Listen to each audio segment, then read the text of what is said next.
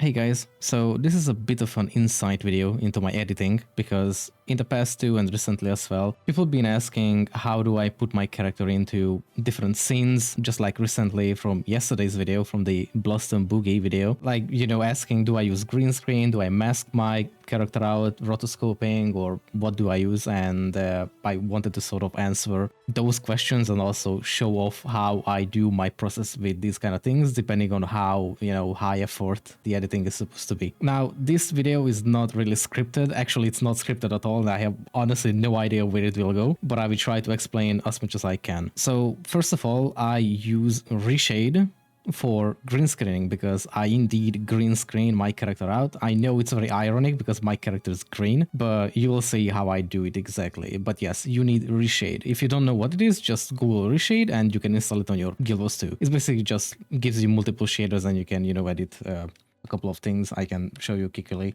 here. It's not really much of a thing. I use a adaptive fog, but I will show that soon. You can have a lot of different things, the toggle them with this to change things, but that's pretty much how it works. So before I will delve into the green screening part of this video, I would like to also explain that if you intend to, edit such things or just use it for photoshopping or just, cutting your character out with a more easier way, then that works too. But before that, I would like to explain that there is a very high importance on how your camera work, sort of works that you can use it. And it's good to understand that you can control a lot of things, including the zoom and everything else, and also enabling first-person camera, which lets you not accidentally go inside your character and being first person.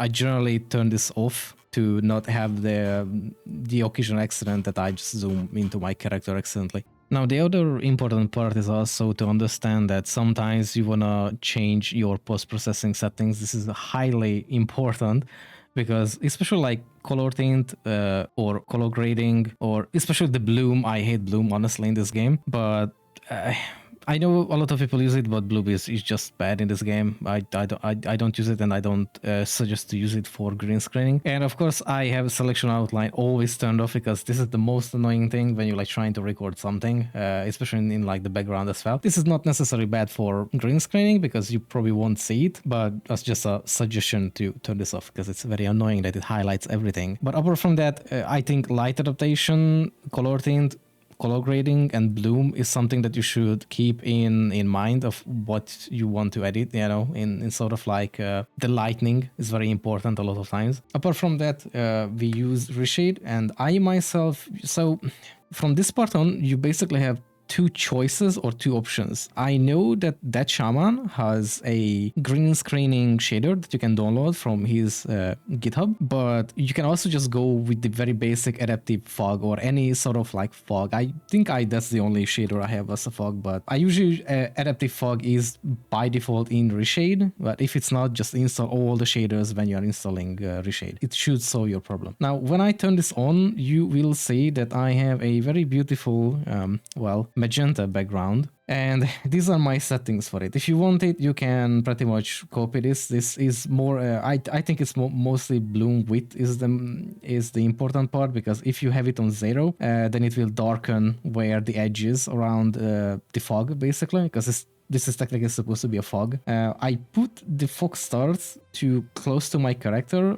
I not exactly on my character or over, because then it will just eat up my character too. I want the fog curve to be the highest, so it's not big, and this is the opacity of it, basically, the first one. Apart from that, I keep these two on 0, 0. There is no point really working with this. Just make sure that this is not 0, the bloom width. But you can also play with this like many ways, and I usually, for myself, and it's a good tip, if you have a very specific color theme for your character, I suggest to pick a color that is very, very heavily opposite of your character. Just make sure that it's something that doesn't blend into your character. For me, the opposite is pretty much magenta or sort of like purple, but I like magenta more because I can remove it more easily than purple. Usually people use blue. Blue is also good. However, it's very hard to work with sometimes, but blue is one of the original green screening method. And then, of course, because of the name, you have green screen. It does not work with me, obviously, because of my character. But apart from that, I just you can go with anything. Just don't go with anything that is white or black. Unless you are just using something like Photoshop or something, maybe then it could work, but never go with just the shading, you know, the grayscale basically, because that's not going to work in most cases. So this is usually the very default for me. Now, how do I make this work? And, you know, since you can see the ground under me, you're like, okay, but then how do you do this? How do you record your character when it's sometimes from the top or from the sides? You can see very easily right now, it's a very good example that I have the menu up and it gets eaten up by the fog. And this gave me the idea originally several years back of how I could solve this, and we have a very pretty expansion that came out very long ago, which is called Path of Fire, and it has a very nice part of one particular map that I use. There are multiple, by the way, and I will show you in a moment that works very well with this, and I will explain why. You have to keep in mind, this is also a warning to people who have very flashy characters and have a lot of particle effects and whatnot on them. The shaders, because of how Guild Wars 2 works, the reshade cannot pick up effects and basically that are shaders. Just like you can see the flames on my character, it gets cut off completely where only the actual body is of my character. There is no more behind it. Like you can see it here, there's flames, my character's horns also have the fire, and it gets cut off completely. This is not really a problem for me because it's very subtle, but if you have like a big flaming character, then it's not really going to work too well for you because it's going to cut off the effects. Just keep that in mind, please. 12 seconds later. Now, if you guys remember, in POF, there are these beautiful sand paths in the air for the jackals. As you can guess, these are actually shaders, which means that the reshade cannot see it, in the sense that when I turn on the green screen, everything is gone until I zoom on my character. Obviously, this is because of the fog start thing, but you can pretty much just see that how far it goes. So I usually record everything on this particular path up here. There are multiple around that you can use as well, obviously. I just more accustomed to this one personally because I'm very used to it and I know where it is exactly, and it's very easy to get here. But this one, this location is very good to basically record green screen here because the path under you will not bother you. However, you have to find like this high path here, because if you try to record somewhere down there, which can slightly blend into your character's feet, now that's where you can indeed see it. I'm gonna just increase the size of my character. I'm trying to find path. I'm not sure if I can, but basically if you have a cloth or something that goes through the floor, then it will reveal that there is a sand path being visible for you because it's just, it basically clips into it. So you don't want clipping into the ground. So you want to make sure that, I usually just make sure that I am on the highest point to avoid that. These are also much wider than they look like. Now, there is one bad part of this. You can't really use it from below, as you can see, because you will just zoom in because there is a collision. However, if you are very careful, you can eventually sort of find the very edge and do this kind of thing. Usually you have to be very careful. If you have a skyscraper, then you have no problem because you can just immediately hop on it and you can just save yourself from falling. But this is the only way to effectively do it. You can't really do movement from under, so you have to keep in mind that you can only do this on the edge without any movement. This path is also good for me because there is actually one part where you can run for like a couple of seconds in like a straight line. So if I have to record a loop of me running from a certain angle, I can do this here, and I don't have to record for like 20 seconds because I can just make my character's animation loop effectively if I'm very good with it or get happy with like the frames. But this is basically the base of how I green screen my character out, and you can see I didn't hide the UI in the background. It's only the animations and your body that will be seen through these, which is for me is more than enough, of course. Now onto the thing of how I do sometimes this perfect tracing onto certain scenes, just like for example, I think it's a very good example from yesterday's video, the Bluestone Boogie video, where people were asking like how did I do the angles so perfectly for my character. I don't think they are perfect though, but I tried my best. Well, I can tell you a trick that I cannot really show, but I basically use a small, like a cardboard or my phone, just something that is a solid flat surface that I can align to what I want to copy as a perspective for the floor, and I keep it in front of me, in front of the screen basically.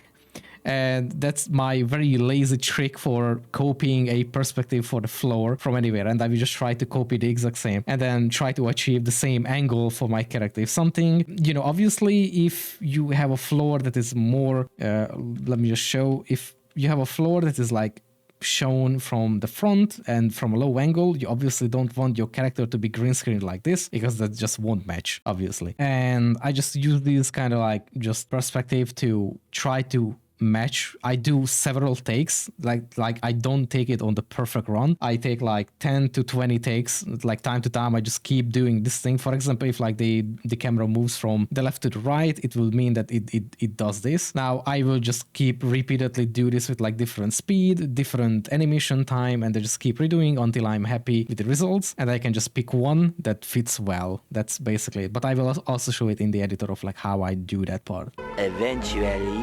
Okay, so here is the editing part, and as many people know, I use After Effects for post-edit, and these are the parts that I made. I ended up only doing 7 parts and just looped them because they were just a pain in the ass. I actually initially wanted the entire thing to be made for each scene, but it was so much that I just decided not to do because it was also getting like 2 a.m. in the morning, or in the night, and I really wanted to go to sleep and not continue it the next day or today, and I just wanted to get done with it. Also, it was just basically a silly meme video, well, if I can call it meme, honestly. I just wanted to do it because I liked the emote, and I just had the idea, so I just wanted to like goof around with this. And basically the way I do this is that, just to give an insight into these scenes of how I did and how do I position the character where it is. It's kind of up to the scene to scene, honestly, but in general, I use camera tracking on the scenes. Like I can use this little track camera tool, and it will try to, if I give you guys the render track points thing, then you guys can see all these little axes here, or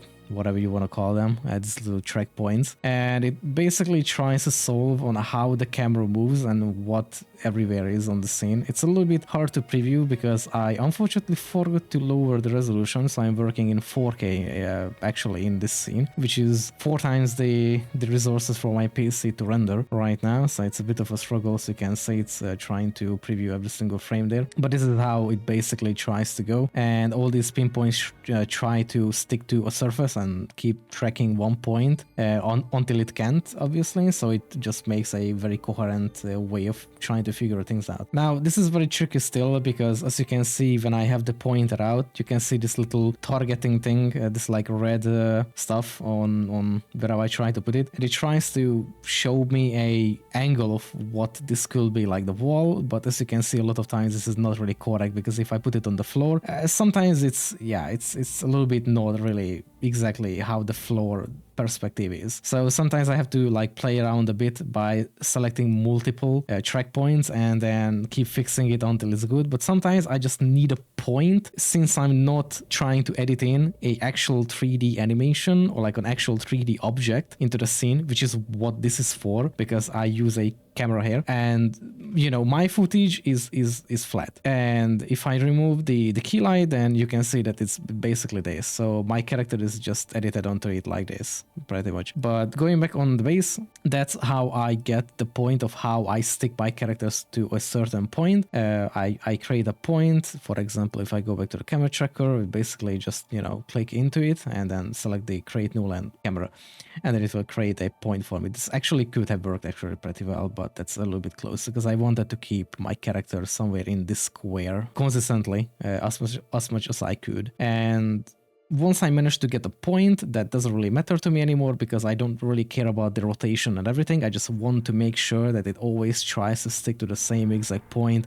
in a 3D space. So afterward, I have my footage. This is one of my footage that you can see. If I go into it, you can see that this is the one of the couple of tries. It's like 1 minute long, and there was one point where I was, yeah, sure, let's just use that part. So I use that one, and then I add the key light, which is similar to chroma keying, but key light is like way better. If you use After Effects or something similar, and you can use like chroma keying based on like key light or something that can actually use not just the RGB to remove a certain color, but instead remove both the shades and everything of it. Like I have basically no edges. Like you cannot see magenta here. And while my footage is not exactly perfect, you can see that it basically still with this very blurry edges, unfortunately.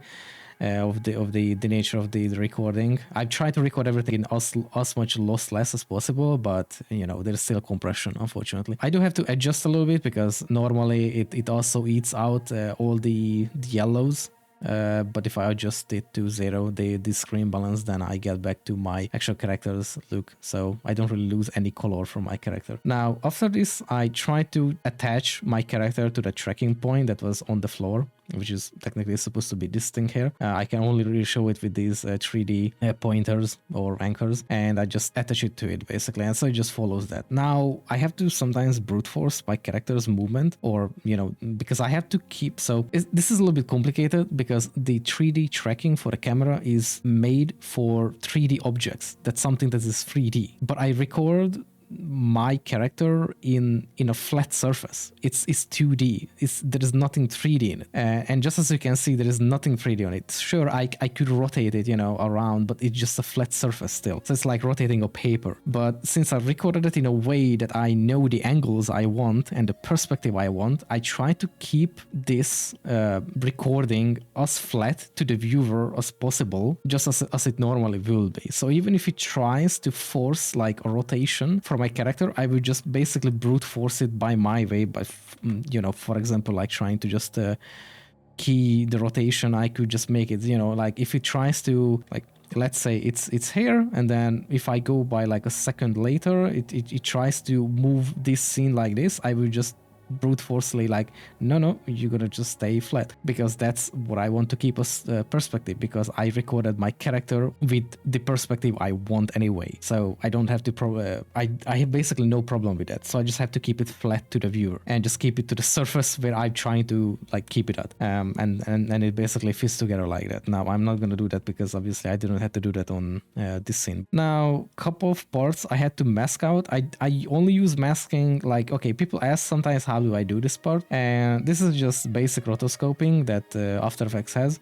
It's not necessarily the best, especially with the dark background and having this dark suit on, or tuxedo, or what is it called in English, I don't know anymore. It's a little bit harder. I have to adjust a lot with this. If I go into this, you guys can see that there is a lot of edges around that is not exactly the best, but I only need to rotoscope out the part that will actually obscure my character. I don't care about the feet to be 100% accurate. I just want to make sure that the edges around the body and the legs are proper, so my character is not accident like showing up in the middle where I actually did it in like other parts. But since it's like one frame, I don't really care about that much. So you can see that it just keeps moving over and over. And don't mind the rendering time. This is still 4K, so it takes a while to preview or to load the preview and cache it. So I just made sure that the hands are always in and that there is nothing that overly obscures. It's not going to be perfect because the footage itself is also very blurry. Like you can see that the edges of the character is very blurry. It's just basically upscaled to 4K. It's not the best to work with. You want the original to be as high resolution as possible. You want crisp. If you want to rotoscope anything out, or if you want to green screen anything out, you want everything to be crisp as hell. There is no place for blurriness. Unfortunately, I can't really work with anything else. Obviously, this is from the Yakuza games, and I couldn't get any better footage of this from anywhere, from YouTube or from anywhere else. So I basically just use this, and then of course there is the other coming in, and this is way easier because of how the white suite basically pops out from the background. There is a high difference, so the edges are much easier to find, so it had less issues of finding the edges and basically messing up everything for it. So that was pretty easy, and just like keep it 2 different layers. So there's the one guy and then the other guy, and then there are other parts where you have this like column coming in, and I just these are the ones that I just actually just brute force, like mask it out. I kind of just call it brute force because it's the one where I just literally just go by not exactly frame by frame, but almost frame by frame, and just adjusting it by hand from frame to frame. Now sometimes I do have way longer where I have literally several seconds where I have to do this, and that's like takes an hour or two sometimes to do. It's pretty much mind-numbing depending how much points you have to adjust manually from each keyframe to keyframe, and how much changes. Unfortunately, while I do have tools, if the footage is not crisp, it's not going to work properly. So I have to adjust anyway. So at that point, I won't use the tools. I will just do it by hand, and by hand will almost always work. And for this scene, I pretty much just have it for the masking the pillar. This is one scene where the camera goes from high right, basically goes very low left or almost middle of the scene. Now you can see that I still try to keep, you can see this little preview of the thing. I try to keep it flat, but still trying to adjust the rotation a little bit so it still feels up to perspective, because you still have to keep in mind that while I want my footage to be flat on the screen, I kind of just want the flatness, but the rotation of like this, meaning I want to change that because obviously the floor has a different perspective where it means that it's very like angled right now, so I don't want it like this because it wouldn't fit, and I want something like this. I think that's pretty self-explanatory. Afterward, it kind of just goes. Again, I recorded my character. I can pretty much just show this part, hold on, without the key light. I have this scene, you can see that I just recorded my character just from that angle, and then I just made a couple of tries where I just turn my camera from the right to the left and just come out like this. I think I did like 5 or 6 tries. I'm not really sure. Now this is another scene where I had to move a couple of things like my character as well, because of the camera tracking was not perfect, so I had to make it sure that my character wasn't shifting a little bit away from the scene. It's a little bit hard to do when my character's feet is also moving right to left and like trying to dance. It's all up to the eye, but I try my best as much as I could afford in time for it. But yeah, there was also some masking again for the pillar, which is pretty easy. It's not really an issue, honestly. As long I don't have to mask anything out that is overly complex, I have no issue with it. Like a pillar, it's fine, but when it has like weird shapes in it, like holes and whatnot, now that's where the problem comes, because you have to do all of that, because that's very annoying to do or work with. But yeah, that's pretty much it. I know that this video will become like 20 minutes long at this point because I keep yapping, but I just wanted to show because people were being wondering how am I doing this. And by the way, this is absolutely not perfect. Like I could do way more. I didn't even add to fix the lighting for my character, so it's a bit more blended in for the actual environment. I didn't add any shadow under the character, under my character, while you can see that the other characters indeed have a shadow because there are also lights from above, but I didn't bother because again I wanted to do this before I even went to sleep, so I didn't bother with that, and it was just a short gag, but it was fun to do. I kind of liked, it was fun. So yeah, enjoy my blabbing and yapping about video editing on these parts. It does take some effort, even though it's very low effort, but it's how it goes, I guess. But it's fun. It's fun. I do hate recording though. That's my biggest issue all the time, because I have to take like several thousand, okay, not thousands, but for some videos I have to take like, depending for each scene that I do, I take like a bearing of like five retakes, and even then I'm like not happy with them, and I have to quit everything and then go back into the game, record again, check it again. I'm not happy with it, so I go back again. I have to quit everything again, save everything again, close all my programs and softwares, go back again, record again, and it's just a hassle. I hate recording. I wish I could just have a proper tool that will allow me to record much better ways, obviously, but I can't use any of those tools. But that's pretty much it. I hope you guys enjoy basically a little bit of insight into some of my editing. Mostly just wanted to explain how I do green screen my character a bit, but also just wanted to show how I do exactly put it into these scenes, my character. If something doesn't make sense, probably none of this makes any sense to many of the people. I do apologize. It's I know it can be a little bit overwhelming, but I'm it is what it is. But yeah, that's pretty much it. Thank you for watching, I guess, and I'm coming up with some future videos as well, so don't worry. I'm just a little bit busy with life and hobbies and whatnot lately, so it's a bit much. But again, thank you very much for watching and have a good one.